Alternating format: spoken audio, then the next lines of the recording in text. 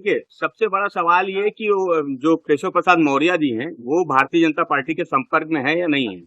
पहले तो स्थिति उनकी स्पष्ट होनी चाहिए कि वो भाजपा के संपर्क में है या नहीं है, या रडार से गायब है। क्योंकि जिस तरह से दिल्ली लखनऊ का झगड़ा है और जिस तरह से लोकसभा चुनाव में समाजवादी पार्टी से उत्तर प्रदेश में हारने के बाद वो कैबिनेट की बैठकों में नहीं जाते थे, दिल्ली लखनऊ लखनऊ दिल्ली के चक्कर लगाते थे।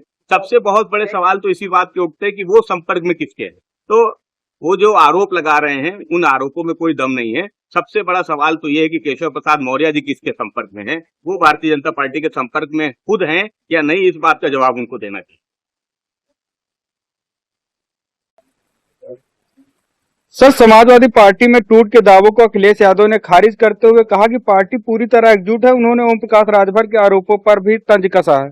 देखिए, समाजवादी पार्टी ओम प्रकाश राजभर जी के किसी दावे पे, किसी बात को बहुत गंभीरता से नहीं लेती। समाजवादी पार्टी हमेशा से मजबूत है और आगे भी मजबूत रहेगी। ये नेताजी की पार्टी है, जिसको आदरणीय अखिलेश यादव जी के नेतृत्व में लगातार नए कीर्तिमान बनाने का काम कर रही है। 2024 के लोकसभा चुनाव में उत्तर प्रदेश में भारतीय जनता पार्टी को हराने का काम किया। इसलिए ओम प्रकाश राजभर जी की किसी बात को समाजवादी पार्टी बहुत गंभीरता से नहीं लेती है।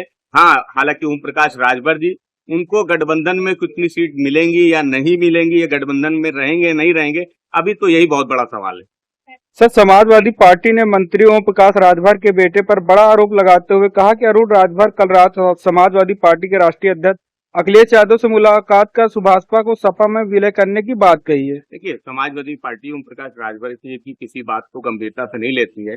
अरुण राजभर वो समाजवादी पार्टी के राष्ट्रीय अध्यक्ष जी से मिले थे। मिलके उन्होंने निवेदन किया कि सुभाषपा का विलय समाजवादी पार्टी में कर दिया जाए, क्योंकि पिछड़ों की राजनीति को बचाना है और भारतीय जनता पार्टी बहुत दबाव डाल रही है, बहुत ब्लैकमेल कर रही है। और ओम प्रकाश अरुण राजभर ने इस बात को भी कहा कि पिताजी की किसी बात का बुरा भी ना माना जाए, उनकी लिखी हुई बात और उनकी कही हुई बात को गंभीरता से भी ना लिया जाए, क्योंकि वो बहुत तनाव में है। वो भारतीय जनता पार्टी से दबाव महसूस कर रहे हैं। भाजपा जो कहती है वो लिख देते हैं, बोल देते हैं। इसलिए ओम प्रकाश राजभर जी के किसी बयान को भी गंभीरता से न लिया जाए। इसलिए समाजवादी पार्टी समझती है कि ओम प्रकाश राजभर जी के किसी बयान को समाजवादी पार्टी गंभीरता से नहीं लेती।